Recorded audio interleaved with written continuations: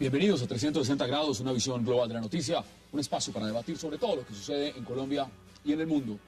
Y 360 empezará hoy hablando del caso Interbolsa, una historia que cada día se torna peor, donde se habla de abusos, de autopréstamos, de la creación de una estructura financiera internacional hecha con fines oscuros.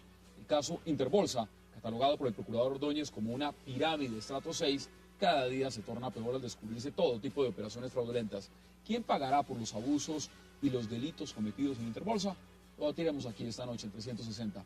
Y nuestro segundo tema de la noche será el llamado sucesor del chavismo, Nicolás Maduro, un carismático político venezolano que pasó de chofer de autobús a líder sindical, diputado, canciller y ahora vicepresidente. El estado de salud del presidente Chávez habría empeorado y esto lo habría llevado el sábado a decir a toda Venezuela que su sucesor era Nicolás Maduro. ¿Cómo caerá esta escogencia dentro del propio chavismo? ¿Y qué tan cierto es que Maduro es un moderado?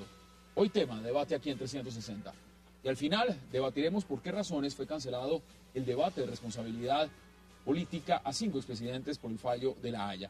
Según lo señaló el presidente de la Cámara de Representantes, Augusto Posada, hubo falta de voluntad por parte de los expresidentes de la República, Belisario Betancur, César Gaviria, Ernesto Samper y Andrés Pastrana, y por eso canceló por ahora el debate que buscaba establecer responsabilidades de los anteriores gobiernos por el fallo de la Corte Internacional de Justicia sobre el diferendo limítrofe con Nicaragua.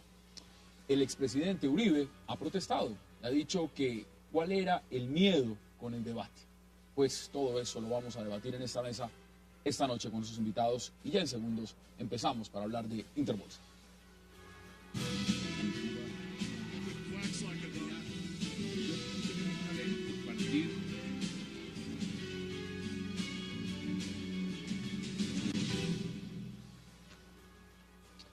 Y empecemos de inmediato el debate sobre Interbolsa, para lo cual le doy la bienvenida a Aurelio Suárez y a José Roberto Acosta. Caballeros, qué placer y gracias por aceptar esta invitación.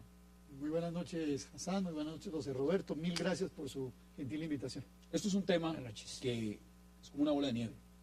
Sencillamente crece y crece y crece y crece y crece. Aurelio, mire, ¿por dónde empezar? Hay muchos sitios por dónde empezar, pero empecemos por lo más sencillo, y es, ¿quién va a responder por Interbolsa? Bueno, la verdad es que sobre Interbolsa se han tejido una serie de elementos que a mi modo de ver podría clasificarlos en 3 o 4 grupos importantes.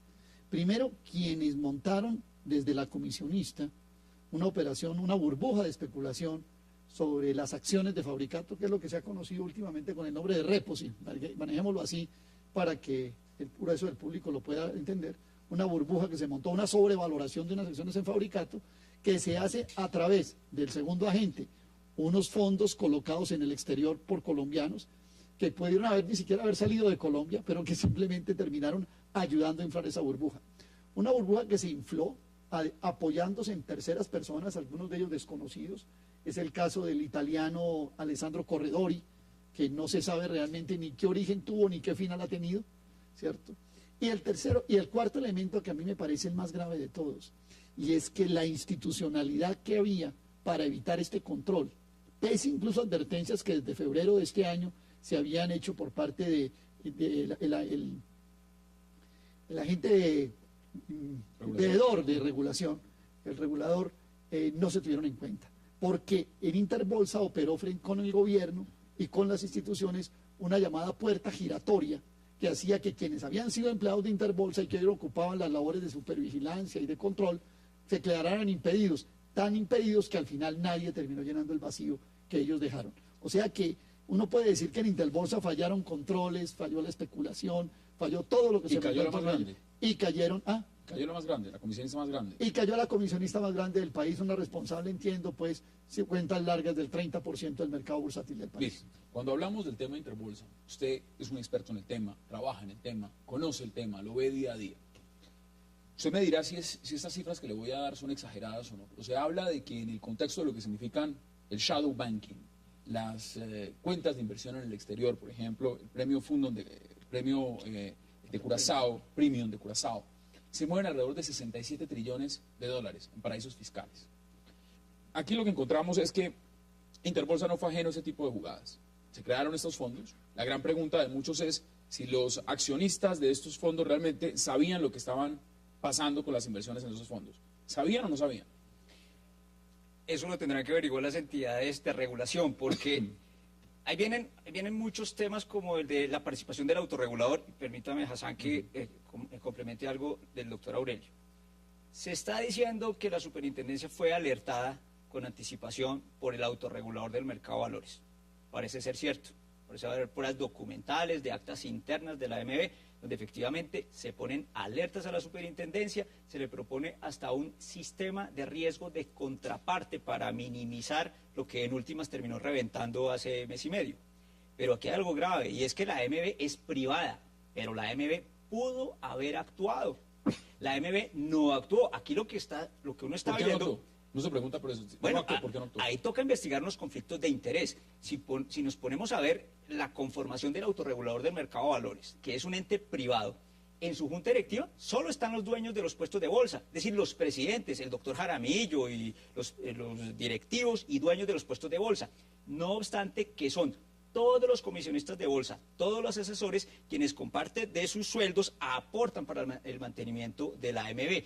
Y si uno analiza las sanciones que tiene la AMB en su página web, el 80% es contra, digamos, la clase media de los corredores de bolsa y no contra los directivos. No los grandes. Y no los grandes. Entonces uno ve cómo hay cierta selectividad, por definirlo de alguna manera, en que la AMB toma o deja ciertos análisis importantes del mercado. Aquí, como se dice en el argot bursátil, por estar buscando el microtráfico, el que trafica el mico y el oro, se les escapó o se les pasó por la nariz un paquete de cocaína delante de ellos y dicen que no se dieron cuenta. Entonces, aquí el tema tiene que ver en una gran medida en el autorregulador, que tiene que entrarse a revisión. Ya el representante Gaviria, que parece que en este caso sí leyó juiciosamente el caso, está poniendo el dedo en la llaga. El autorregulador, si usted va y dice como cliente, acude al autorregulador, el autorregulador le dice, no, mire, yo voy a sancionar al corredor, pero su plata, mire a ver quién se la entrega. Usted ha hablado del congresista Gaviria, veamos declaraciones justamente que dio sobre ese tema. El autorregulador del mercado le dirige este documento a Diego Mauricio Herrera, superintendente delegado para riesgos de mercado, donde le detalla puntualmente diferentes tipos de operaciones que hacían las empresas vinculadas entre ellos, y les decía que existía una red, un combo. Identifica claramente las empresas de Manrique Corredor y de Juan Carlos Ortiz, Víctor Maldonado, Tomás Jaramillo, Rodrigo Jaramillo, y que estas empresas están simulando liquidez del mercado y haciendo manipulación de la Bolsa Mercantil de Colombia. La gran ironía es que a la persona que le envíen este texto en la Superfinanciera era un ex empleado de Interbolsa, que no hizo nada con esta información. ¿Desde cuándo fue? No hizo nada con esta información. Mire, Aurelio, esta historia, ¿usted ha escuchado las cifras? ¿Cuánto se calcula más o menos que es lo de Interbolsa? Pues hombre, los bonos, las acciones, los repos de Fabricato están de 340.000 millones de pesos. Hay gente que dice que hacer un hueco de 500.000. El último reporte de la Superfinanciera, el 2 de noviembre, el día del estallido, al día siguiente del estallido, habla de 660.000 millones de pesos de repos de Interbolsa. Porque es que no son solo los de Fabricato. Interbolsa tenía montado una operación de burbuja sobre sus propias acciones. Todavía no había acabado de desinflar la que había montado por la bolsa mercantil, y tenía otras empresas sobre las cuales estaba operando de la misma manera. El representante Gaviria lo dijo en el debate en el Senado, recordemos unas: Biomás, Tablemac, Enca, Coltejer, y bueno, y también aparece ahí de lado las relaciones de ellos con otros, de los que vamos a hablar, grupos, correcto. Rodrigo Jaramillo, Tomás Jaramillo, Víctor Maldonado, Juan Carlos Ortiz. Entonces, son de esa magnitud, pero ojo, una buena parte de cómo se infló la burbuja fue lo que tocamos ahora.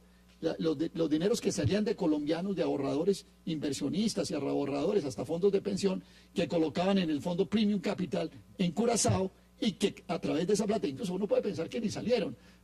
Salieron de una oficina del cuarto piso con otra del quinto, pero bueno, dieron la vuelta, daban la vuelta por Panamá, llegaban a 12 Panamá, a dos sociedades, Dean Capital, y salían acá por rentafolio o valores incorporados. Correcto, pero era simplemente para desviar la pista del dinero que iba a todas las operaciones de especulación y de maniobra de títulos valores. Pero a mí, yo quiero llamar la atención y algo que seguramente, no sé si los oyentes y Hassan y José Roberto lo saben. Esto ya se había venido convirtiendo en un modus operandi en la Bolsa de Valores de Colombia hace rato. En el año 2009, Cuando la alcaldía de Bogotá y la empresa de teléfonos de Bogotá llamaron a un socio estratégico para la empresa, se montó una operación similar con ETB. Esa operación empezó en el año 2009 y hizo pasar la acción de más o menos 600 pesos a más de 1.300 pesos. La inflaron. O sea, esto era un modus operandi. Y cuando no apareció el socio estratégico, se cayó la acción. Lo que pasa, sí, pero lo que pasa es esto, que la situación de ETB daba para poder deshacer otra vez la operación. El caso de Fabricato no daba. Interesante lo que usted dice, claro, porque se lo pregunto a usted que está todo el tiempo monitoreando acciones. ¿Se sabía desde un inicio que la acción de Fabricato no podía costar lo que estaba costando? Es decir, ¿cuánto se calculaba más o menos que podía costar una acción de Fabricato y a cómo se estaba cotizando? Una pequeña nota. En el año 2011 la acción de Fabricato se valorizó en 214%. 214%. Aurelio, yo llevo 20 años en el mercado y de los 20 años, 18 vi a Fabricato que no pasaba pues, de 15 a 30 pesos, de 15 a 30 pesos, salvo una operación en alguna oportunidad en donde participó el Chica Valenzuela, que es el famoso ministro, que tuvo también un movimiento especulativo cerca de 80 pesos, pero así como subió también bajó inmediatamente. En esta oportunidad subió y ahí la parquearon. Es una situación extraordinaria que para ojos de cualquier persona familiarizada con el mercado. Eso no huele bien. No, es que a mí me llama la atención y vuelvo, insisto, el autorregulador del mercado de valores va y le informa a la superintendencia y no hace nada. A mí eso me parece extraño. El autorregulador tiene facultades investigativas. Puede decir, no, es que el señor Maldonado no es vigilado, es que el señor Ortiz ya no está en bolsa, no es vigilado, pero le tenía perfectamente atribuciones y jurisdicciones a la Interbolsa de Jaramillo para investigar y no hizo nada. Aquí el problema es que la AMB va a lavarse las manos y decir que le votó el problema a la superintendencia y vamos a... Y ahora vamos a ver lo que tiene la superintendencia. Yo insisto en un punto. Cuando se denuncia lo de ETB, lo denuncia el senador Robledo ante el superintendente financiero y yo lo denuncié ante la fiscalía. Me contestaron que no había nada irregular. Entonces, ¿qué es lo que yo estoy diciendo con esto? Aquí ya había habido un modus operandi que se había vuelto una cosa, comillas, normal en el mercado. Entonces, esto también mantenía al autorregulador, a la superintendencia financiera y a las autoridades con la guardia abajo. Y ahora usted me contará más o menos si proyectar valores no era lo mismo. Y no había tenido un antecedente muy grande. No se me adelante. Vamos a hacer una pausa y ya regresamos aquí en 360 para seguir hablando de Interbolsa. No se vayan, ya volvemos.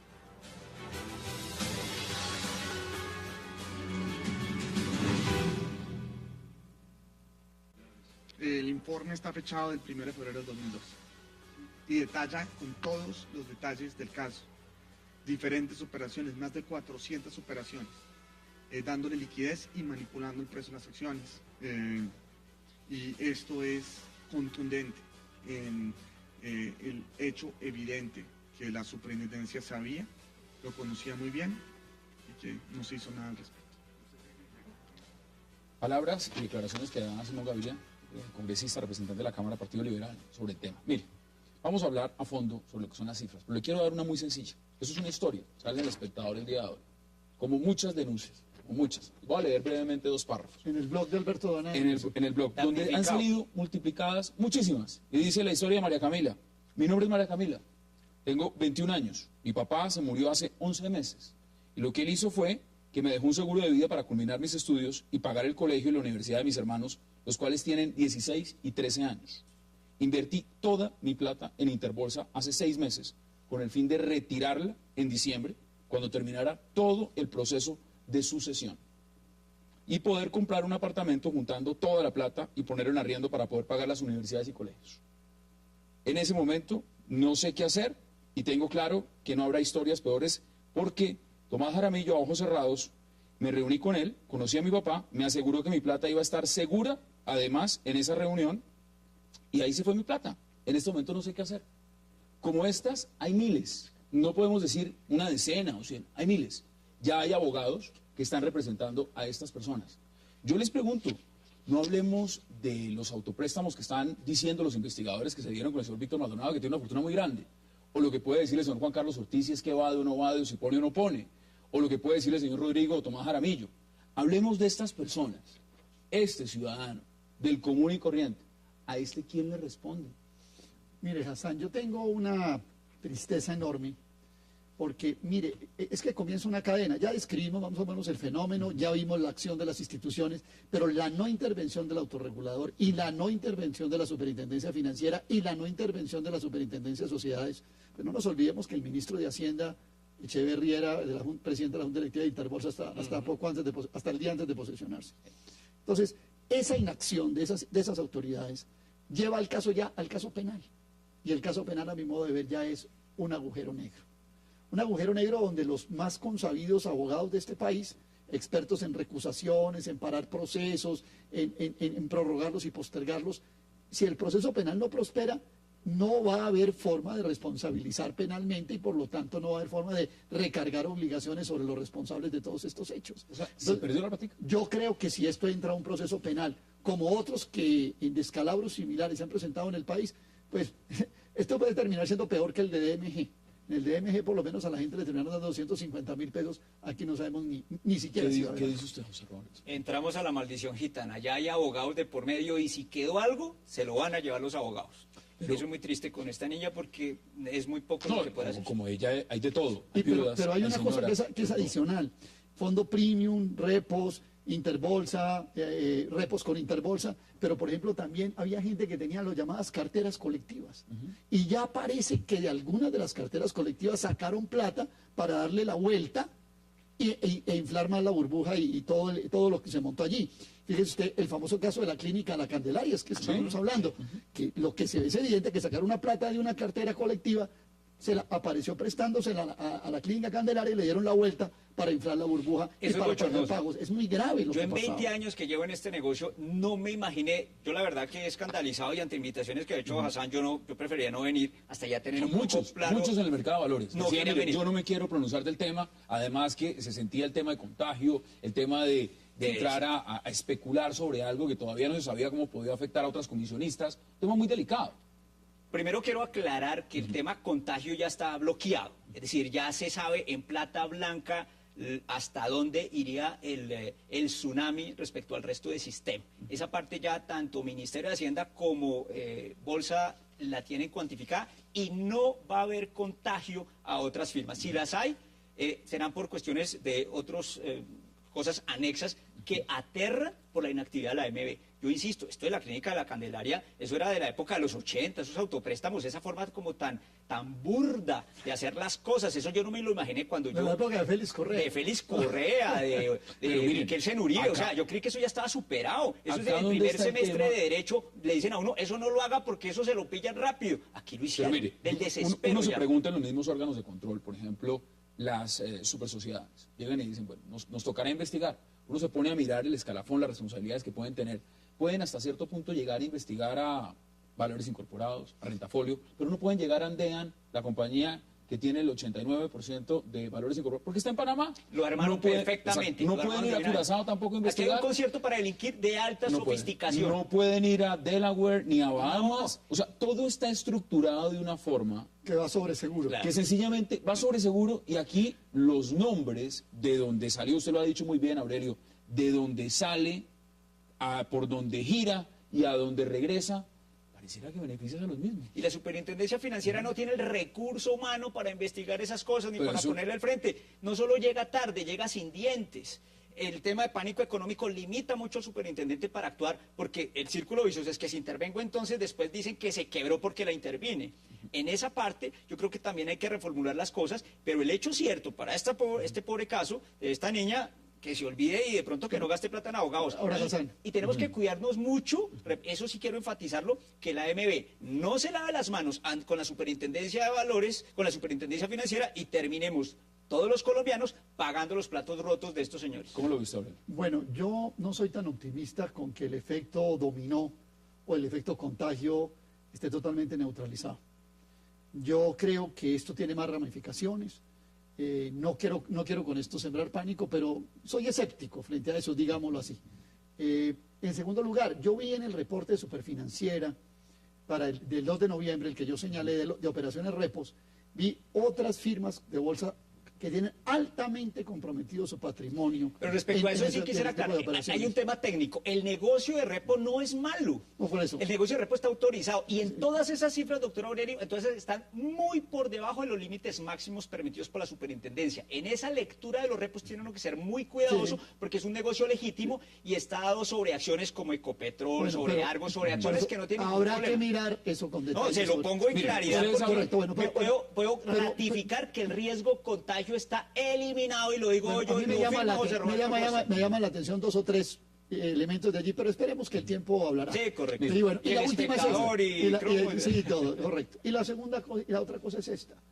Tampoco estoy de acuerdo. Es que la acción del gobierno es mala antes, ¿cómo es posible, por ejemplo, Hassan y José Roberto, que dura 24 horas en entrar a operar la intervención de la superfinanciera y hay retiros previos a esa intervención? Ese es un punto ya muy grave. Es decir, cuando parece que se anunció previamente... No, se tiene que bloquear todo. Claro, y está esto cerrado inmediatamente. pero entonces, la acción del gobierno, de las instituciones, antes, y después, a mí no me gusta, y puedo ser el único colombiano que no le guste, que el Banco de la República haya abierto una ventanilla de 300.000 millones de pesos para que la gente lleve deuda privada allí y con emisión se le entregue. Es decir, a mí tampoco me gusta esa figura de prestamista de última instancia, o sea, es ilegítima, es inconstitucional. Eso no significa es un abuso. que se abre una puerta para salvar el día de mañana. El que te toca salvar los cafeteros, pero, salvamos. pero resulta que ni a la industria ni al agro lo salvan, pero a los especuladores que traen esta carga, o a las víctimas de los especuladores, sí los salva el Banco de la República con emisión. De acuerdo con eso, pero doctor Aurelio,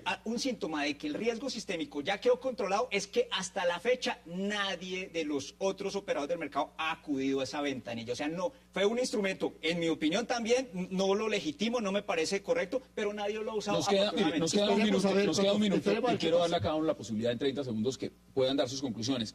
¿Hasta dónde puede llegar este escándalo? ¿Hasta dónde? Y empezamos a mirar no solamente porque hay nombres, ya hay cifras, pero esto puede llegar mucho más arriba. Mire, yo soy un poco escéptico, Hassan. Yo creo que aquí va a haber un manto de impunidad. Yo no tengo realmente ninguna expectativa. Aquí ya hay unos perdedores, aquí ya hay una gente como esta niña que usted lee, que dice, tienes un papel en la mano, para no hablar de los que tienen los bonos Luxemburgo, o los que tienen de pronto por ahí un extracto del fondo premium. Es decir, aquí no hay, la gente no tiene nada. La gente no tiene nada. Hay un capítulo penal que puede terminar dentro de 15 años en una sala de casación de la Corte Suprema de Justicia, si es que bien les va. Hay unos perdedores, hay un agujero negro penal, hay unos abogados y los expertos socios gestores, los que recibieron la plata, los que compraron los yates, los que andan en avión privado, pero ustedes tienen que probar. Exacto. No, por eso pregunto. Eso lo sabemos en Colombia, pero esos nombres, esos van a quedar ¿Cómo les va a probar? Porque esto no va a dejar rastro, ya lo explicamos. Eso fue de paraíso fiscal en paraíso fiscal, dando la vuelta. Para delinquir de alta filigrana, con grandes abogados que no me extraña sean los mismos que hoy están asesorando las defensas, y espero que los medios de comunicación, como lo han hecho efectivamente, no callen y mantengan por lo menos esa sanción moral y pública, porque parece que en materia judicial pueden salirse con la suya. Pues muy pesimista el análisis de ustedes. El doctor Juan Pablo Córdoba, el presidente de la Bolsa, en una entrevista radial dijo que algo había fallado. Y yo sí estoy de acuerdo con el representante Simón Gaviria. No, señor, todo falló. Todo falló. Yo también coincido que todo falló. Sí. Señores, Aurelio, gracias por aceptar la invitación. José Roberto, gracias por aceptar la invitación. Vamos a hacer una pausa, porque al regreso entraremos a hablar de un tema que tiene gran connotación regional y, por supuesto, en Venezuela. Y se trata de la salud del presidente Hugo Chávez y su designación, por lo menos momentánea, hacia Nicolás Maduro como el heredero de ese chavismo en Venezuela. No se vayan, ya regresamos con ese debate.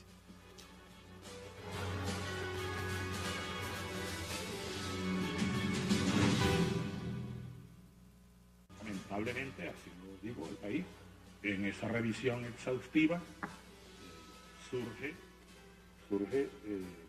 la presencia en la misma área afectada de algunas células malignas, nuevamente.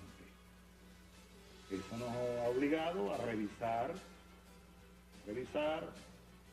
el diagnóstico, la evolución del tratamiento, a consultar expertos, y se ha decidido, es necesario, es absolutamente necesario, es absolutamente imprescindible someterme a una nueva intervención quirúrgica.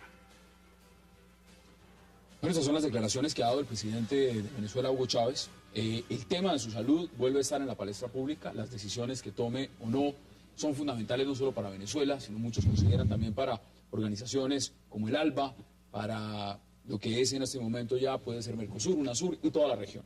Pero para debatir sobre este tema le doy la bienvenida a Clara López, a Juan Carlos Vélez, a Juan Manuel Charri y a Ricardo García. Doctora Clara, qué placer. Muy buenas noches, encantada de estar nuevamente con ustedes. ¿Cómo ve usted el tema de la sucesión, del chavismo? Porque en este momento se especula mucho, ahora que el presidente Chávez ha tenido que irse a Cuba de nuevo a someterse a una nueva operación debido al cáncer que padece, que sea Nicolás Maduro quien lo suceda en el poder. ¿Usted cómo ve esa posible transición que algunos están diciendo, hombre, se puede ser el heredero del chavismo?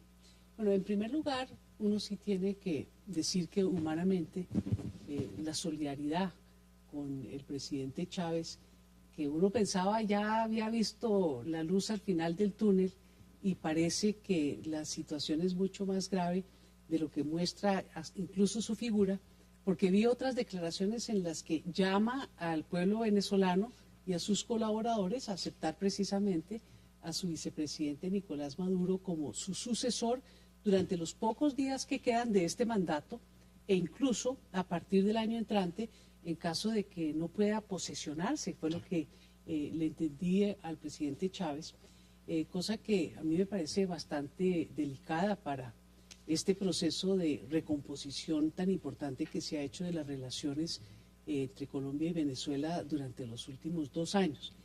Y la sucesión de Nicolás Maduro, pues muy, como uno dice, muy sorpresiva. ¿En qué sentido? En el sentido de que, de todas maneras, Hugo Chávez es una persona que imprime mucha autoridad, que tiene en su país un liderazgo muy importante a nivel continental también, y desde luego ponerse en los zapatos de Hugo Chávez para Nicolás Maduro no es ni fácil ni es algo automático, es algo que se tiene que ganar con autoridad, con actuación y desde luego con un manejo muy serio. Y muchos plantean también en el mismo caso de lo que puede significar para el chavismo. Senador, ¿cómo lo ve usted? Bueno, yo veo que el presidente Chávez prácticamente le está contando al mundo que a él le quedan muy pocos días de vida. Ya desde el momento que designa a su sucesor, a su heredero, da a entender que definitivamente él no tiene muchas esperanzas de salir adelante ya de esta etapa, de su problema, de su enfermedad. Veo un problema en su sucesión. Maduro es una persona que la quieren, representa a Chávez, pero según tengo entendido hay diferentes líneas y sectores dentro del chavismo. Hablan de una línea más militar, otra línea más política, y de pronto en el evento que pues, llegue Maduro, podría estar máximo 1 mes encargado de la presidencia, se inicia, otra vez habrían elecciones, y yo no sé hasta qué tanto podría recoger toda la votación chavista Maduro. Y ahí es donde entonces aparecerá seguramente la oposición con Capriles, que ya hizo un trabajo importante, que no es sino volverlo a reactivar, y pensaría yo que habría una gran posibilidad para que la oposición en Venezuela pueda llegar al poder. ¿Se lo ve de esa forma? Hassan, buenas noches, mil gracias. Yo lo veo muy grave. ¿En qué sentido? Los regímenes personalistas, aunque suene de perogrullo, dependen de las personas. Y no tienen reemplazo. No hay quien reemplace al caudillo. Ninguno de los que usted ve en la esfera. Es que los caudillos llenan el espacio político y sus sucesores, son colaboradores, son personas que siguen al caudillo. Para tener alguien que reemplace al caudillo se necesita prácticamente que un opositor o alguien que esté cosechado en otro espacio. De manera que yo veo que la estabilidad política en Venezuela entra en un periodo muy delicado de inestabilidad. Además, así llegue la persona señalada por Chávez, pues se van a generar rencillas internas, van a haber cambio de relaciones, los propios familiares de Chávez van a verse afectados. Hay muchos intereses. Es decir, esto no es sencillamente un partido político del PSV, esto no es sencillamente una ideología. Acá hay una economía que abastece y financia a través de Petrocaribe a otros países, correcto, el ALBA y todo lo demás. Pero todo alrededor de una persona que es una de las tragedias de América Latina, el caudillismo latinoamericano. Entonces ahí tenemos un punto, digamos, de inflexión y de desequilibrio de un país que está jugando un papel muy importante en la geopolítica del continente. Ricardo, ¿cuál es su primer análisis sobre el tema? Mi primer análisis es, bueno, un poquito, digamos, filosófico. La muerte es lo que se atraviesa en toda la existencia de la sociedad. La muerte de cada persona es una especie de muerte de la sociedad. ¿Sabe qué es lo que supera la muerte justamente? La política. En otras palabras, la sociedad se inventó la política para poder superar la fugacidad que proporciona la muerte. Esta es una prueba inmediatamente cuando un líder o un caudillo enfrenta esa sombra ineludible que es la muerte, pues ahí está en juego la posibilidad de la política para superar eso que es la muerte. Y en este caso hay una forma de política que está construida precisamente para evitar y superar cualquier posibilidad de que la muerte de un caudillo derrumbe la sociedad, que es la democracia. La democracia es justamente la prueba de fuego para poder, con un juego de competencias, superar lo que la muerte se constituye como amenaza. ¿Qué está en juego, digamos, usted como internacionalista? Muchos analistas dicen, si uno ve a Nicolás Maduro, es un moderado, es un hombre pragmático, no es un extremista, no es un radical bolivariano. ¿Usted está de acuerdo con esa definición? Sí, Maduro, en lo que se ha conocido como su comportamiento público, tiene el discurso de Chávez, pero las formas diplomáticas y pragmáticas distintas. Combina el discurso de Chávez, antiimperialista y radical, lo combina con unas formas moderadas de conciliación y de arreglo y de negociación. Ahora bien, no va a llenar el espacio en caso de que él tuviera que enfrentar unas elecciones y ganarlas. Pero es que no va a llenar el vacío del pero. Acuérdense que el poder hace llenar vacíos y deficiencias de los dirigentes. Cuando uno está en el poder, acá hay un tema de fondo. Se comporta distinto. Acá hay un tema de fondo, acá hay milicias armadas, acá hay militares, acá hay generales, aquí hay una confluencia muy grande de intereses que están ligados no solamente a la expansión o el gobierno interno en Venezuela, sino, a la expansión de un modelo regional. En ese sentido, ¿no es Maduro de pronto una pieza que sin el apoyo total de todo el grupo mayoritario que rodea a Chávez, un eslabón perdido, un eslabón suelto? No, a mí sí no me parece que Maduro sea un eslabón suelto. Recuérdese que fue presidente de la Asamblea Nacional en la etapa inicial del gobierno del presidente Chávez. Ha sido uno de sus principales colaboradores y jugó un papel muy importante en el famoso golpe que le hicieron a Chávez en su primer gobierno. A mí me parece que es un hombre que tiene mucho respeto al interior de todas las fuerzas que componen el partido de gobierno en el vecino país.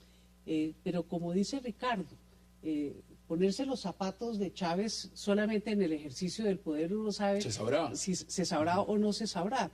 Pero para Colombia hay unos impactos que uno ve con preocupación. No estamos muy ligados nosotros al rol de Venezuela y ahora más adelante, en segundos, vamos a ver declaraciones justamente de Diosdado Cabello. El tema de la paz, el tema de lo que se está jugando en Cuba con el propio presidente Hugo Chávez. Y si falta Chávez, pues nosotros quedamos en una pata de la mesa. Y son temas en los cuales es el presidente, por sus relaciones casi que personales, que está jugando un papel tan importante, y la autoridad política que le acompaña, como una persona que a través de las urnas pudo hacer lo que le está diciendo ahora a las guerrillas: mire, hagámoslo por el lado electoral, dejen las armas y dedíquense al proceso político. Entonces, creo que ahí puede cojear un poco el proceso, pero también uno tiene la aspiración a que no dependa ni del presidente Chávez ni del presidente Fidel Castro, que dependa también de la voluntad política que le asiste a un proceso de paz que refleja el deseo de todos los colombianos. Senador y Juan Manuel, ¿ustedes lo ven de esa forma? Es decir, sin Chávez empieza a cojear el proceso. Yo pensaría que por el contrario, sin Chávez el proceso podría avanzar más rápidamente, porque los guerrilleros de las FARC pues se van a sentir que no tienen a su aliado. De pronto, donde llegue a ganar la oposición en las elecciones, que puede ocurrir también, pues las cosas se les complicarían muchísimo más a los de las FARC, y ya no van a tener el refugio que han tenido en Venezuela, el acompañamiento de un país, de un gobierno que tiene una cercanía ideológica con ellos. Entonces lo más seguro es que eso vaya a precipitar por parte de las FARC el llegar rápidamente a un acuerdo. Mire, luego de las pausas vemos a Diosdado Cabello. ¿Qué piensa usted del proceso de paz? ¿Qué tan ligados estamos nosotros a que ese proceso avance o se quede dependiendo de Hugo Chávez? Y no me refiero a la voluntad de Hugo Chávez. ¿Es si Hugo Chávez está vivo o muerto? Sí, las circunstancias cambian, pero le cambian también a las FARC, y tenemos unas condiciones, digamos, estructurales del Estado colombiano que han llevado a que sea propicio el diálogo de paz, que no dependen del gobierno de Venezuela, que fue un facilitador, sin duda alguna, pero no creo que dependan de eso. Mire, vamos a hacer la pausa y ya regresamos, porque vamos a escuchar qué dice Diosdado Cabello, uno de los hombres más cercanos al presidente Chávez, y también algunos pensaban y decían que este era el hombre que podía sucederlo y no Nicolás Maduro. Ya volvemos.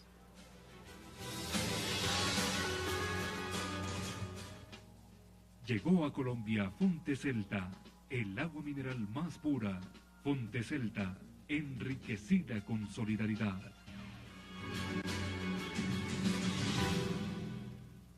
Revolución bolivariana y el socialismo. Lo juro, mi comandante en jefe, juro por mi patria, juro por la Constitución, por mis padres, por este pueblo sagrado venezolano, cumplir las leyes y todo lo estipulado en lo que respecta a este cargo para dar cumplimiento a todos estos procesos que llevan adelante nuestro país, la libertad y la soberanía de nuestro pueblo.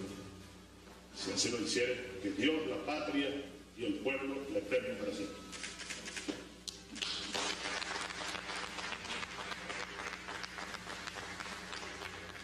Estamos viendo imágenes en directo de Venevisión, cortesía de Venevisión. Están enlazados en este momento mostrando un especial de lo que ha significado la partida del presidente Hugo Chávez hacia Cuba, por supuesto haciendo condecoraciones, nombramientos y demás. La espada de Bolívar y todo lo simbólico que puede tener esto, por supuesto, para los venezolanos.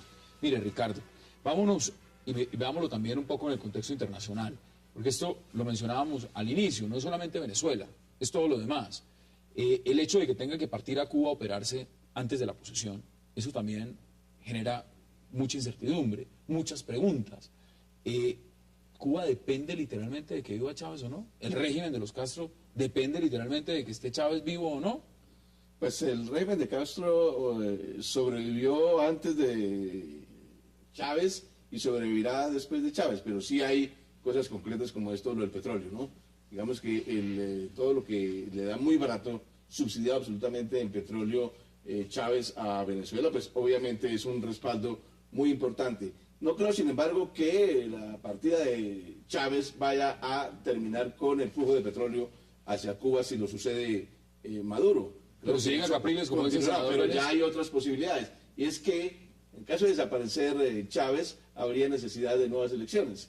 Y unas nuevas elecciones abren todas las incertidumbres del caso, entre otra vez el juego entre la oposición y el chavismo. Ahí no sabemos todavía qué va a pasar. Hay una cosa importante, un precedente, Chávez ganó ampliamente contra los pronósticos de las encuestas, de manera que hay un margen grande, pero uno allí no sabe, porque puede surgir o surtir efectos la solidaridad con una persona que desaparece y galvanizar muchos sentimientos y nuevamente apoyar a quien aquel ha sido designado como su sucesor por él, o por el contrario, perder el ánimo y la gente va a ver las imágenes, nuevamente. Y en las imágenes están los dos que hemos mencionado, que son Diosdado Cabello y Nicolás Maduro.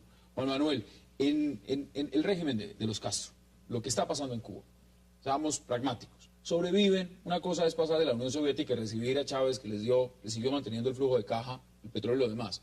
Pero sin Chávez, ¿sobrevive? Pues han sobrevivido ya muchos inconvenientes, pero la gran debilidad de la izquierda en América Latina es justamente su caudillismo y su personalismo, que los que han planteado ideas de izquierda se han quedado en el poder y lo que han demostrado es que se convierten en dictadores. Y esa es la gran falla, que tienen que acudir a este tipo de alianzas, en este caso a un país rico que vive del petróleo y que nada les va a garantizar que en un relevo democrático continúen las ayudas. ¿Ese caudillismo solo existe en Venezuela? ¿O usted lo ve a nivel regional? Eso es algo que hasta entre nosotros hay una tendencia muy fuerte. Eso milita contra la fortaleza de los partidos. Pero a mí me parece que en el caso de Chávez en Venezuela, al lado de su caudillismo, que desde luego existe, ha existido un proceso de estructuración del PSUV, que es el partido de Chávez, que reúne muchos sectores que allá no se pueden denominar de derecha o de izquierda, sino un sano nacionalismo venezolano bastante fuerte, que creo que es un poco lo que decía Ricardo hace un momento. Eso es la herencia de la democracia, la herencia del partido político viviendo el programa y la proyección estratégica más allá de Chávez. ¿A Venezuela usted cómo lo ve con Chávez? ¿Lo ve bien? Yo veo que, como todos los procesos, es un proceso que tiene muchos defectos, pero que tiene muchas virtudes. Y las virtudes, obviamente, en la crítica siempre se quedan en el tintero. Pero lo que le ha traído al pueblo venezolano en materia de empleo, de salud, de educación, de bienestar, esta política de invertir el petróleo en lo social, ha sido algo que ha generado lealtades muy fuertes. Yo viví en Venezuela un tiempo y le quiero decir que era una una pasión del pueblo diciendo es que aquí por fin nos tocó algo de lo que es nuestra riqueza natural, que antes se quedaba toda en un sector usted muy lo ve de la misma pequeño forma, de la sociedad. senador? ¿Usted lo ve de la misma forma? ¿A Venezuela de Chávez?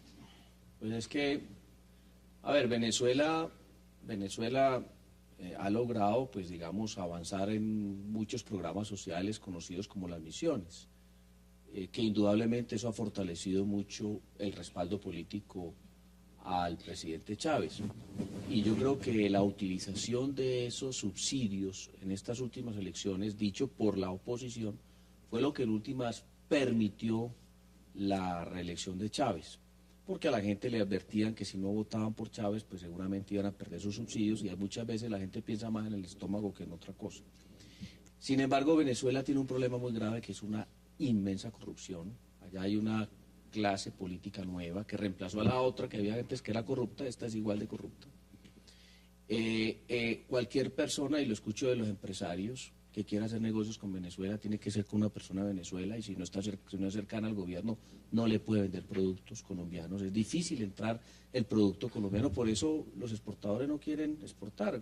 Nosotros dizque abrimos las puertas con Venezuela, llegamos a tener 6.000 millones de dólares en exportaciones, y este año vamos a llegar a los 1.700 millones de dólares, porque ningún exportador colombiano, muy poquitos, se atreven a venderle a los venezolanos, porque implica también llegar a unos acuerdos allá un poco extraños, que no son comunes para los empresarios colombianos, y es precisamente por la inmensa corrupción que hay en Venezuela. Eso para mí fue lo que produjo ese crecimiento tan inusitado, inusitado de la oposición, porque es que después de toda esa andanada de subsidios y de ayudas del gobierno de Chávez hacia los más pobres, pues era para haber ganado un 70 o un 80%. Bueno, y sin embargo, pero hay una reacción ya frente al tema de la corrupción muy grande, sobre todo en esa oposición, y yo creo que eso es uno de los factores que podría jugar eventualmente en contra de una aspiración de un candidato de Chávez. ¿Están de acuerdo? En las elecciones próximas. Yo creo que Venezuela está en una muy difícil situación. Tasa de homicidios muy alta, debilidad de su moneda, inflación. Y claro, cuando hay reparto de los recursos petroleros en las clases bajas, pues por supuesto que se genera una simpatía, pero eso es artificial y es propio de un caudillismo populista. Usted ha mencionado mucho el tema del caudillismo. Muchísimo. Y la gran pregunta es, un presidente que es caudillo, pero que está omnipresente, porque los venezolanos lo extrañan más cuando no está, están pendientes de cuántos Twitter escribió, están pendientes de cuántos días se ausentó, están pendientes de cuántos días estuvo en cámara o no estuvo. Uno se pregunta si eso no seguiría la continuidad independientemente de quién sea el sucesor. Es decir, el modelo está diseñado para un caudillo. Mire, el tema allí es la institucionalización de los partidos y del sistema general de partidos. Depende mucho de si sobreviven como tales después de la muerte del caudillo, o de la muerte o del retiro. Vamos a hablar de muerte o retiro. Esa es una prueba fundamental en el sentido de que un partido se considera institucionalizado cuando puede sobrevivir él mismo. Esa es una prueba de fuego ahorita. Es decir, si desapareció Chávez, subsiste el Partido Unido Socialista. Y la otra anotación que quería hacer es la siguiente: el régimen político chavista está montado sobre dos cosas: acento en lo social, lo decía el senador con las misiones, pero al mismo tiempo derivas o tendencias autoritarias. Ejemplo, la ley habilitante, ¿cierto?, que concentra el poder. Es posible que ahora en la sucesión tengamos de pronto algo virtuoso, y es que se mantenga lo social y se haga más competitiva la democracia por la ausencia del caudillo y la sustitución de los partidos. ¿Dónde me dejan los militares? Mire, escuchemos a Diosdado Cabello y volvemos al debate. Aquí no se trata de un permiso del presidente de la República, que es una situación jurídica distinta. Aquí no se trata de que el presidente está pidiendo permiso para dejar sus funciones. El presidente no está pidiendo permiso para dejar sus funciones. El presidente está pidiendo permiso para ausentarse del país según el artículo 235. El presidente, de conformidad con el artículo 226 de la Constitución, sigue siendo jefe de Estado y jefe de gobierno, así lo establece la Constitución.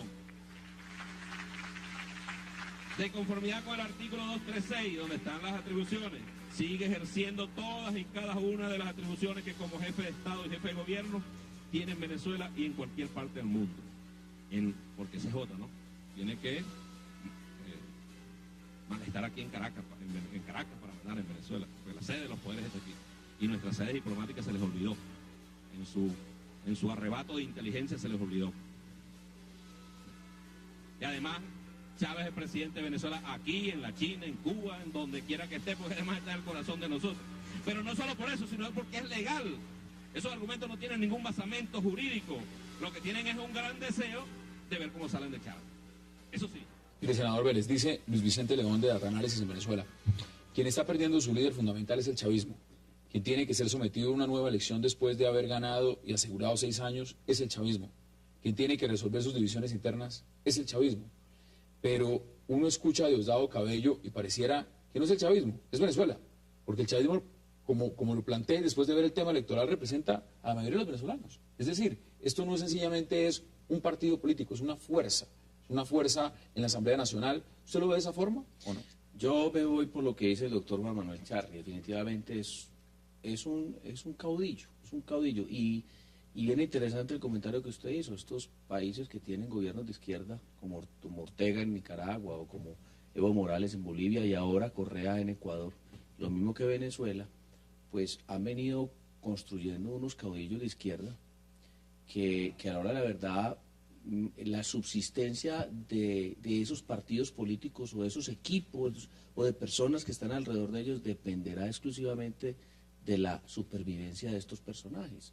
Yo sinceramente no veo la posibilidad de que en Venezuela la votación que tuvo Chávez se le pueda endosar fácilmente a Maduro, por cuando uno conoce o más o menos la información que uno tiene es que internamente hay unas divisiones muy grandes. Entonces eso pasa como muchas veces ocurre en las familias, que se muere la cabeza de la familia y los hijos todos se desintegran y si las sociedades y las que tienen se parten en 1000 pedazos porque no hay ninguno que pueda reemplazar a ese pater familias. Entonces, eso mismo pienso yo que va a ocurrir en Venezuela porque no hay un sucesor claro ni preciso en el PSV que pueda, digamos, recoger esa votación de Chávez. Diosdado Cabello va a estar enfrentado, obviamente, a... Sí, una cosa es verlos cuando Chávez llega, pero otra cosa es después cuando el anterior vicepresidente, en fin, ahí no hay claridad. ¿Cuáles son sus conclusiones? Pero yo, Hassan, agregaría una variable que para mí es muy trágica en Venezuela, y es un país que depende del petróleo.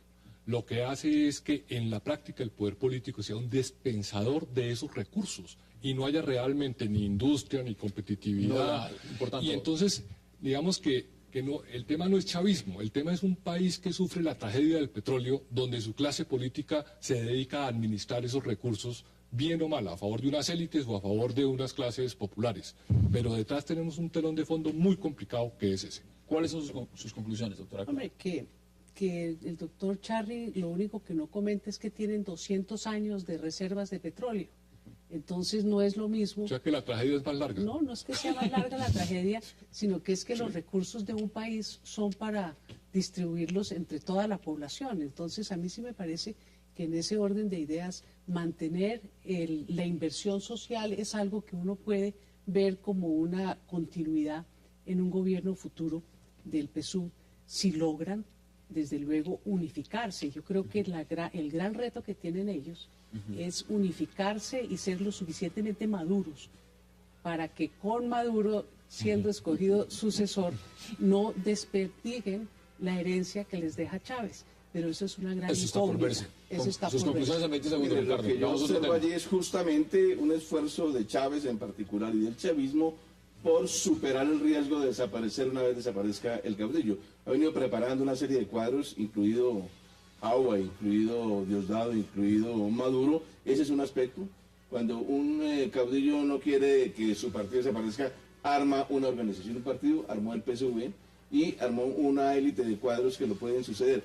Eso no garantiza que vaya a ser así, pero en todo caso es una transición más o menos preparada con aparato partidista y con cuadros o élite, digamos, que lo suceda. Veremos si es efectivo o no. Bueno, hasta ahí llegamos con Chávez. Vamos a hacer una pausa. De regreso entraremos a hablar de una citación que se hizo en la Cámara de Representantes en el Congreso en Colombia a varios expresidentes. Algunos de ellos, podemos decir que el 90% dijo, prefiero no asistir. ¿Por qué? Ya vamos a debatir sobre ese tema. No se vaya.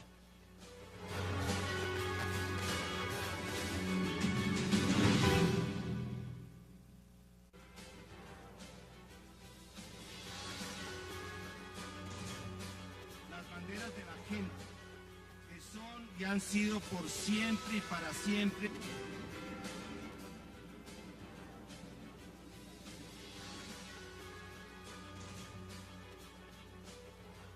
Vemos las imágenes de expresidentes de Colombia que estaban citados. Hay que decir que están aforados, porque realmente ellos no tienen que dar explicaciones si no quieren. Están blindados, podríamos decirlo de esa forma. Pero acá hay un tema que no ha dejado de salir de la arena política, y es el fallo que dio la Corte Internacional de Justicia sobre el diferendo limítrofe con Nicaragua, donde Colombia le fue muy mal. Ahora, senador Vélez, ¿por qué cree usted que no fueron? Y me refiero no fueron porque no querían ir, y esto no es de palabras mías, estos son de palabras del presidente de la Cámara de Representantes, Augusto Posada, cuando dice que los expresidentes Pastrana, Betancur, Gaviria, Samper, les faltó voluntad para ir a ese debate. ¿Usted qué dice al respecto? El único que quería ir era el expresidente. No, a mí me parece que el expresidente Uribe pues hizo lo que debieron haber hecho los otros, fue a poner la cara, a enfrentar a un debate en el Congreso de la República. Eso hay que reconocérselo. Entiendo las razones que dio en su momento el expresidente Pastrana, pues no seré yo el encargado de juzgarlas. Me parece que el debate inicialmente era contra ellos dos, y después trataron de vincular a otros expresidentes porque seguramente hacen parte de la Comisión de Relaciones Exteriores y etcétera. Pero a mí me parece que el expresidente Uribe pues tuvo la gallardía de presentarse, de ir, poner la cara. ¿Usted cree que debieron ir, que debió hacerse el debate? Por supuesto, yo inclusive hablé con el representante Augusto Posada y le dije que me parece que no estaban haciendo lo debido, porque el expresidente Uribe inclusive le iban a otorgar un honoris causa en la Universidad de Arizona, canceló esa ceremonia que era organizada por el senador McCain y la canceló simplemente por venir aquí a atender ese llamado de la Cámara de Representantes. Y ahora la Cámara de Representantes olímpicamente va a decir de que es que como no vinieron los otros expresidentes, entonces ya no justifica que el expresidente Uribe esté ahí. Yo no sé si es que eso está orquestado por Palacio o que si detrás está cocinando algo para evitar que el expresidente Uribe vaya. Me parece que eso no estuvo bien hecho. Yo creo que los colombianos nos merecemos que nos respondan dos preguntas con toda la claridad y la profundidad que sea necesaria. ¿Cuáles son? ¿Por qué acudimos a un proceso al que no estábamos obligados a acudir? ¿Y por qué, existiendo una limitación constitucional de que los límites del territorio se fijan solo por tratado, permitieron que la Corte Internacional de Justicia se pronunciara sobre límites? Entonces yo sí quiero oír la respuesta del gobierno Pastrana de por qué fuimos a ese proceso y permitimos que se fijaran los límites de Colombia violando la Constitución. ¿Usted cree que él va a ir en algún momento?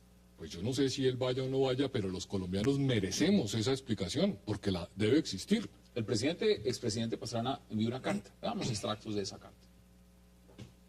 Es evidente que el fin de esta amable invitación es acceder, por vía del testimonio y la controversia de jefes de Estado anteriores, en control político por fuera de la jurisdicción del legislativo, a esta información vedada por la Constitución y las leyes. Veamos otro extracto para ampliar más lo que dice el expresidente Pastrana. Es evidente que el fin de esta amable invitación es acceder, por vía del testimonio y la controversia de jefes de Estado anteriores, en control político por fuera de la jurisdicción del legislativo, a esta información vedada por la Constitución y las leyes. Acabamos de ver dos veces la misma. Bueno, ¿qué opina usted, doctora Clara? Bueno, a mí me parece que el debate ha debido darse, pero a mí también me parece que trataron de aguar un poco el debate, invitando a tantos expresidentes. La verdad es que el proceso se dio con el presidente Pastrana, que tiene que responder la primera pregunta que le hace el doctor Juan Manuel Charri. ¿Por qué aceptamos la competencia de la Corte Internacional de Justicia cuando no cabía aceptarla? Y de hecho, Nicaragua, en uno de sus alegatos, trae a colación el hecho de que Colombia aceptó ir, porque nombraron a gente, a Julio Londoño, y él allá lo que hizo fue convenir cuando presentaba el alegato Colombia, sometiéndose a un artículo del Estatuto de la Corte Internacional que dice que cuando hay el acuerdo de las dos partes, cabe la jurisdicción. Okay. Entonces ahí es gravísimo. Y posteriormente, pues el tema del presidente Uribe, que le correspondió ya todo el tema sustancial de los alegatos, y también del presidente Juan Manuel Santos, que le correspondieron los alegatos orales. No hay un tema de fondo, y es el siguiente. Es que tienen que responder. Pero es que aquí nadie quiere responder. Por lo menos nadie ha puesto la cara. Es que a mí lo que me el presidente Uribe sí. No. Se lo pregunto en ese sentido, senador. Es decir, ir a poner la cara al Congreso del presidente Uribe no le huye a un debate. No lo ha habido nunca en su carrera. La pregunta de fondo es, aquí vemos un territorio que se perdió, una soberanía que se perdió. Aún no se ha perdido. Bueno, aún no se ha perdido. Voy a empezar a tratar de compartir esa visión de Juan Manuel Charri. Pero en el fondo lo que vemos es que en el actual gobierno no hay renuncias de ningún tipo. Ellos dicen que eso es responsabilidad de otro gobierno. Ellos no tienen por qué responder, ni siquiera políticamente. Algo que ustedes me dirán si están de acuerdo o no. Me parece ser el único país del mundo donde eso pasa. Pero cuando se convoca a otros gobiernos a que pongan la cara, pues el presidente Pastrana dice, no, yo como que tengo otros compromisos, de pronto voy más tarde o de pronto voy mañana. ¿Quién va a poner la cara? Hay uno que quiere ir, que dice justamente, y aquí lo tengo, dice, pidió que lo dejen hablar en la Cámara de Representantes, que es el presidente Uribe. Pero, ¿y quién va a asumir las responsabilidades, Ricardo? A ver, un debate siempre es imprescindible y con mayor razón ante una cosa tan grave y delicada como la que sucedió, que impacta, que impresiona a toda la opinión pública. El debate siempre será bienvenido, es una obligación de los dirigentes políticos y más de aquellos que han recibido el mandato del pueblo, de manera que en eso no hay duda acerca de la necesidad. Ahora, ¿por qué no van? Quizá, pienso yo, porque está rodeado el tema de una cierta pereza, me parece bien, la clase política colombiana, pues eso no es y una es vergüenza. un hecho cumplido, y entonces como es un hecho cumplido, al mismo tiempo es posible que esté pensando que todos son responsables institucionalmente, entonces hay como una cierta atmósfera de pereza que conduce como a dejar el tema un poco... Es por eso, es por pereza, es por falta de argumentos, ¿por qué? No, yo creo que la cosa es muy grave. Porque eso es como en Fuente Ovejuna, ¿sí? Que si usted dice que todos son responsables, entonces nadie es responsable. Y aquí sí hay responsabilidades. Mire, aquí los expresidentes Andrés Pastrana, el expresidente Uribe y el presidente Santos tienen que contestarle unas preguntas cortas y largas al país. Porque es que uno no puede perder 75.000 kilómetros de territorio marino impunemente cuando nos invitan es a la unidad nacional a futuro y nos dicen que no miremos el pasado.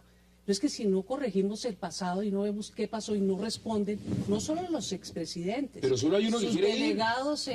en La Haya, sí, sus claro. equipos de gobierno.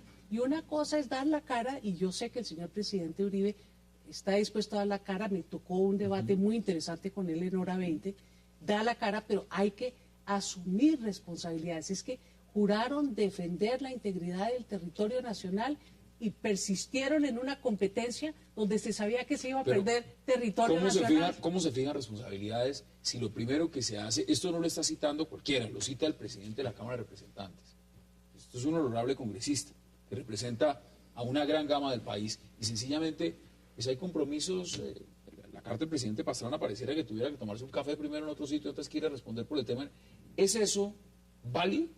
No estoy diciendo que no sea legal, ¿es eso válido? No, ¿Es eso ético? No es válido.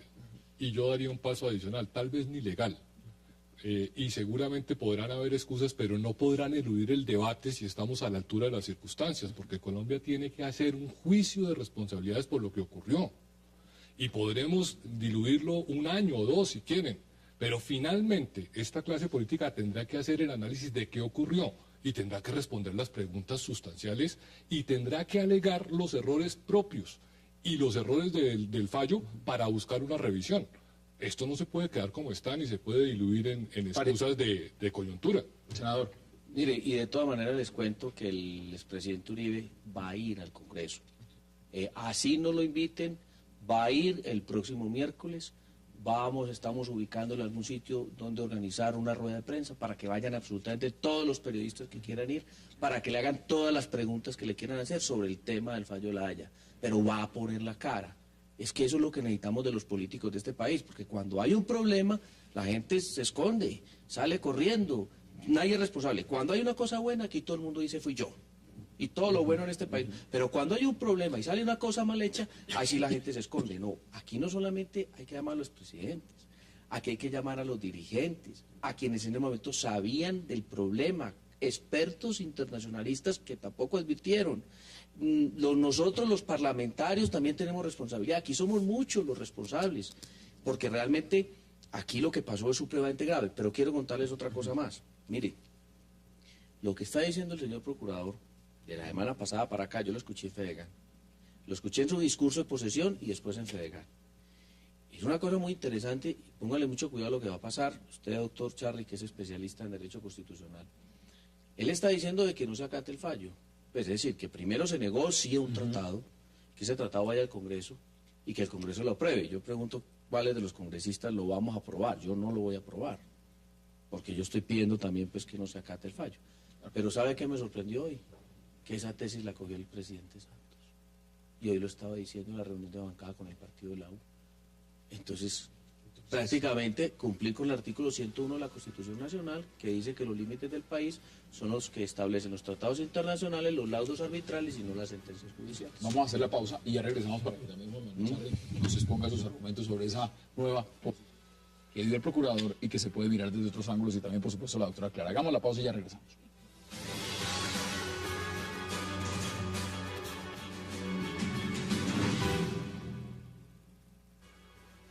La Cámara de Representantes envió una invitación a los expresidentes para conocer las acciones que tomaron durante su gobierno en el litigio entre Colombia y Nicaragua. El único expresidente que ha manifestado la intención de atender esa invitación es el expresidente Uribe. Hoy recibimos una carta del expresidente Pastrana con consideraciones jurídicas que estamos estudiando. Regresamos a 360. El expresidente Uribe. ¿Cómo ve usted? Antes de ir a la pausa, nos estaba contando el senador Vélez esa propuesta del procurador y todo lo demás. ¿Eso sí es viable o no es viable? Pues a mí me parece que es tratar de corregir un error con otro error. O sea, llevar la sentencia de la Corte Internacional de Justicia a un tratado público para cumplir con el canon constitucional, pues es ponerle la ropita equivocada a la decisión de la Corte.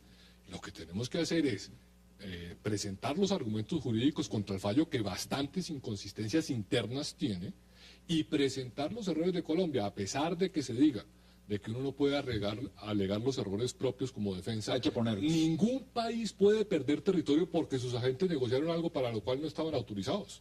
Entonces, ni en derecho ni en justicia se puede perder ese territorio. Pues es que tan es así que no se pidió autorización ni permiso alguno del Congreso de la República. Recuérdese que nos están hablando que es una política de Estado. No se consultó a los raizales de San Andrés. No se pidió concepto al Consejo de Estado. Y adicionalmente hay otros sectores importantes de opinión que no hacen parte de la Comisión Asesora de Relaciones Exteriores, que tampoco fueron consultados. Entonces esto es un tema en el cual fue más hermética que los diálogos en Cuba. No se sabe exactamente qué fue lo que pasó durante todo este tiempo. Se trató como una especie de secreto de Estado, y por eso es que la opinión pública no estaba preparada, ni para bien, ni para mal, ni para saber qué pasó o qué no pasó, ni cómo defendernos. Entonces, a mí sí me parece que aquí la responsabilidad es fundamental. Contestar las preguntas de por qué a los contemporáneos con las decisiones. Porque es que yo he tenido oportunidad ya de consultar distintos textos de Jaime Pinzón López, de Alberto Lozano Simonelli, de Germán Cabellier, entre tantos otros, que desde el 2001 hablaban, mire, se viene una amenaza. Aquí estuvieron varios sentados y le puedo decir que todos dijeron que no los escucharon. Mire, yo creo que todos los gobiernos de Pastrana para acá, todos, sin excepción, otra cosa es el debate actual o para el futuro, todos siguieron la misma línea de acogerse a la Corte Internacional de Justicia. ¿Por qué? Porque, entre otras cosas, eran prisioneros todos de la idea de que había que jurídicamente ir a la Corte y que el Tratado Bárcenas-Esguerra era suficiente para eso. Ninguno previó que aparecían nuevos elementos, que era el derecho del mar y la Convención del Mar. No se prepararon para eso, sino solamente para el tratado. Y como había una cosa que es pacta sunt servanda, entonces los tratados se respetan, pero había otras nuevas condiciones. Se falló en mirar las nuevas condiciones. Ahora, sobre los hechos, no sé si habrá posibilidades o no de cambiarlo del fallo, pero yo creo que van a finalmente acatar el fallo. Acá hay un tema de dignidad. Si esto hubiera pasado en Japón, yo he visto primeros ministros y funcionarios del alto gobierno renunciar por un escándalo de corrupción. Otros cometen el harakiri. Acá se perdió territorio y soberanía. Ninguno ha querido poner ni siquiera la carta. Todos son muy buenos sacando excusas. Todos han dicho, esto es del otro gobierno, nosotros no hicimos, estábamos amarrados al tratado. En fin, para sacar excusas se han dado todas, hasta para no ir a un debate cuando se está forado, cuando se sabe que ni siquiera a uno le pueden fijar responsabilidades porque está blindado. Y ni siquiera estando uno blindado jurídicamente, acude uno a la cita. ¿Eso qué nos dice nuestra clase política en este sentido de estos expresidentes? Porque eso es vergonzoso o no es vergonzoso. Y se lo pregunto directamente, senador. Bueno, primero la excepción. Sí. Vuelvo, insisto, el expresidente Uribe va a poner la cara el próximo miércoles. Así no lo hayan, o así lo hayan desinvitado al debate, él va a ir allá. Pero hay otros que no han querido ir, no solamente los expresidentes. Nosotros hicimos un debate en el Senado donde se invitó a la canciller, se invitaron a los cancilleres, a todos los cancilleres, no fue absolutamente ninguno.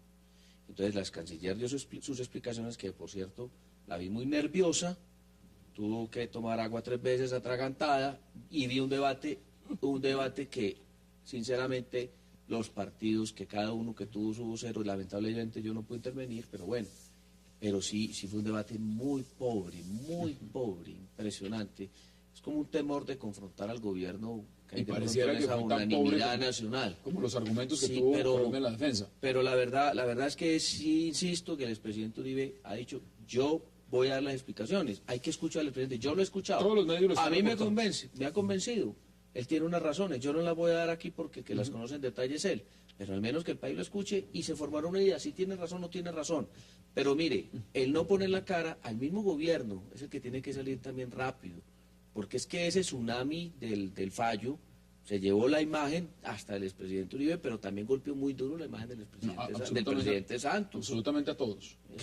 Conclusiones en 20 segundos, doctora Clara. Que las relaciones internacionales de este país se tienen que empezar a profesionalizar.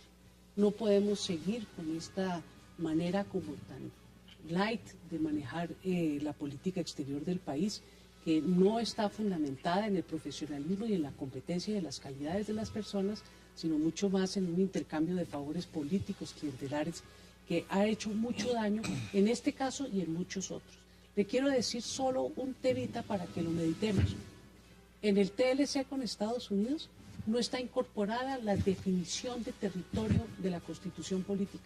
Si es que ahí va otro tema de soberanía de fondo, porque es que nuestra clase política y nuestros diplomáticos y demás parece que no conocieran lo que es la defensa de la integridad del territorio y lo que eso implica cuando se toma el juramento como presidente de la República, como ministro, como senador, como lo que sea. Y todos siguen en el cargo.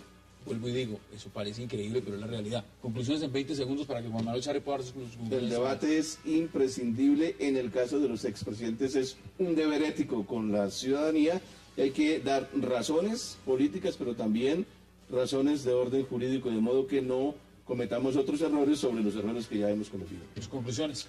Que antes de deducir responsabilidades, que puede haberlas, el país debe recibir las explicaciones de por qué fuimos a un proceso que no estábamos obligados y por qué permitimos que una Corte Internacional fijara los límites del territorio cuando la Constitución dice que solo se hace por tratado. Ahí están las preguntas, ojalá algún día las contesten. Senador Juan Carlos Vélez, gracias por aceptar la invitación. Juan Manuel Charri, gracias por aceptar la invitación. Doctora Clara López, gracias por aceptar la invitación. Y Ricardo García, igual, gracias por aceptar la invitación. A ustedes, gracias por acompañarnos. Nos vemos mañana, misma hora, 7:30 p.m. aquí en 360, para seguir debatiendo la agenda política de Colombia y del mundo. Hasta una próxima oportunidad.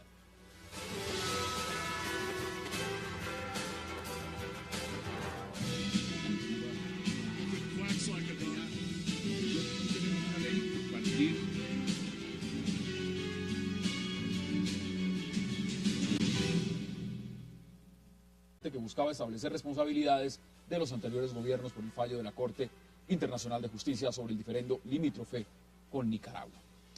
El expresidente Uribe ha protestado, ha dicho que cuál era el miedo con el debate. Pues todo eso lo vamos a debatir en esta mesa esta noche con nuestros invitados y ya en segundos empezamos para hablar de Interbolsa.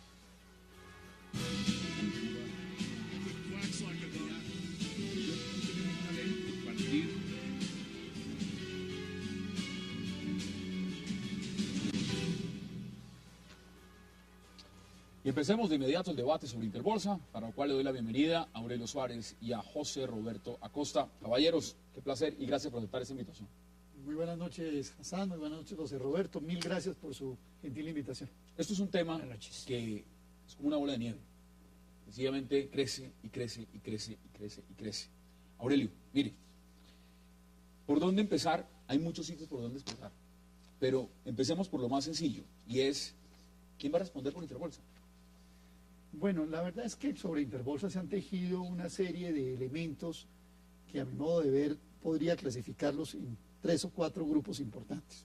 Primero, quienes montaron desde la comisionista una operación, una burbuja de especulación sobre las acciones de Fabricato, que es lo que se ha conocido últimamente con el nombre de Reposi, manejémoslo así para que el grueso del público lo pueda entender, una burbuja que se montó, una sobrevaloración de unas acciones en Fabricato, que se hace a través del segundo agente, y no contra los directivos. No los grandes. Y no los grandes. Entonces uno ve cómo hay cierta selectividad, por definirlo de alguna manera, en que la AMB toma o deja ciertos análisis importantes del mercado. Aquí, como se dice en el argot bursátil, por estar buscando el microtráfico, el que trafica el mico y el oro, se les escapó o se les pasó por la nariz un paquete de cocaína delante de ellos y dicen que no se dieron cuenta. Entonces aquí el tema tiene que ver en una gran medida en el autorregulador, que tiene que entrarse a revisión. Ya el representante Gaviria, que parece que en este caso sí leyó juiciosamente el caso, está poniendo el dedo en la llaga. El autorregulador, si usted va y como cliente, acude al autorregulador, el autorregulador le dice, no, mire, yo voy a sancionar al corredor, pero su plata, mire a ver quién se la entrega. Usted ha hablado del congresista Gaviria, veamos declaraciones justamente que dio sobre ese tema. El autorregulador del mercado le dirige este documento a Diego Mauricio Herrera, superintendente delegado para riesgos de mercado, donde le detalla puntualmente diferente tipo de operaciones que hacían las empresas vinculadas entre ellos, y les decía que existía una red, un combo. Identifica claramente las empresas de Manrique y Corredor y de Juan Carlos Ortiz, Víctor Maldonado, Tomás Jaramillo, Rodrigo Jaramillo, y que estas empresas están simulando liquidez del mercado y haciendo manipulación de la Bolsa Mercantil de Colombia. La gran ironía es que a la persona que le envíen este texto en la Superfinanciera era de 67 trillones de dólares en paraísos fiscales. Aquí lo que encontramos es que Interbolsa no fue ajeno a ese tipo de jugadas. Se crearon estos fondos. La gran pregunta de muchos es si los accionistas de estos fondos realmente sabían lo que estaban pasando con las inversiones en esos fondos. ¿Sabían o no sabían? Eso lo tendrán que averiguar las entidades de regulación, porque ahí vienen muchos temas como el de la participación del autorregulador. Permítame, Hassan, que complemente algo del doctor Aurelio. Se está diciendo que la superintendencia fue alertada con anticipación por el autorregulador del mercado de valores. Parece ser cierto. Parece haber pruebas documentales de actas internas de la AMB, donde efectivamente se ponen alertas a la superintendencia, se le propone hasta un sistema de riesgo de contraparte para minimizar lo que en últimas terminó reventando hace mes y medio. Pero aquí hay algo grave, y es que la AMB es privada, pero la AMB pudo haber actuado. La AMB no actuó. Aquí lo que uno está viendo... No se pregunta por eso. Bueno, ¿por qué no actuó? Ahí toca investigar los conflictos de interés. Si nos ponemos a ver la conformación del autorregulador del mercado de valores, que es un ente privado, en su junta directiva solo están los dueños de los puestos de bolsa, es decir, los presidentes, el doctor Jaramillo y los directivos y dueños de los puestos de bolsa.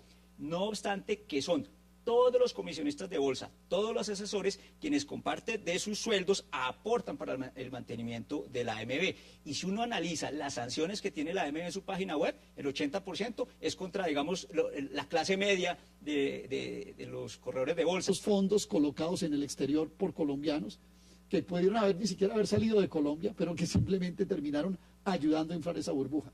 Una burbuja que se infló apoyándose en terceras personas, algunos de ellos desconocidos. Es el caso del italiano Alessandro Corredori, que no se sabe realmente ni qué origen tuvo ni qué final ha tenido, ¿cierto?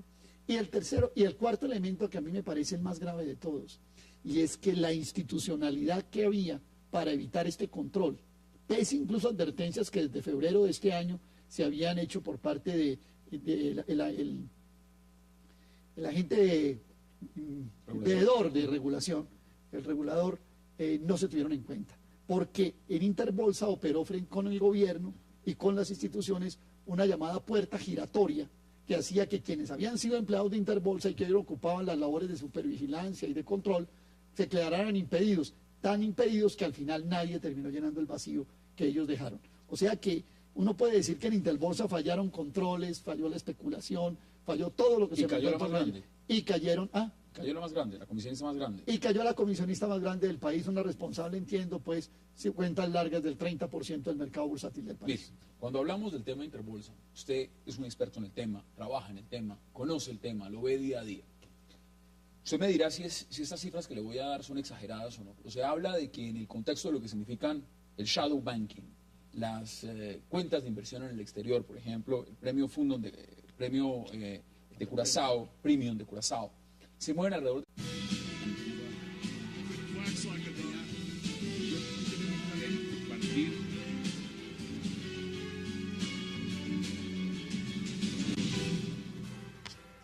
Bienvenidos a 360 grados, una visión global de la noticia, un espacio para debatir sobre todo lo que sucede en Colombia y en el mundo.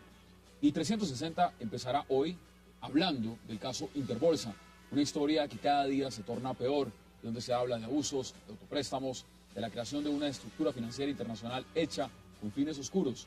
El caso Interbolsa, catalogado por el procurador Ordóñez como una pirámide estrato 6, cada día se torna peor al descubrirse todo tipo de operaciones fraudulentas. ¿Quién pagará por los abusos y los delitos cometidos en Interbolsa? Lo debatiremos aquí esta noche en 360. Y nuestro segundo tema de la noche será el llamado sucesor del chavismo, Nicolás Maduro, un carismático político venezolano que pasó de chofer de autobús a líder sindical, diputado, canciller y ahora vicepresidente. El estado de salud del presidente Chávez habría empeorado y esto lo habría llevado el sábado a decir a toda Venezuela que su sucesor era Nicolás Maduro. ¿Cómo caerá esta escogencia dentro del propio chavismo? ¿Y qué tan cierto es que Maduro es un moderado? Hoy tema de debate aquí en 360. Y al final debatiremos por qué razones fue cancelado el debate de responsabilidad política a 5 expresidentes por el fallo de La Haya. Según lo señaló el presidente de la Cámara de Representantes, Augusto Posada, hubo falta de voluntad por parte de los expresidentes de la República, Belisario Betancur, César Gaviria, Ernesto Samper y Andrés Pastrana, y por eso canceló por ahora el debate.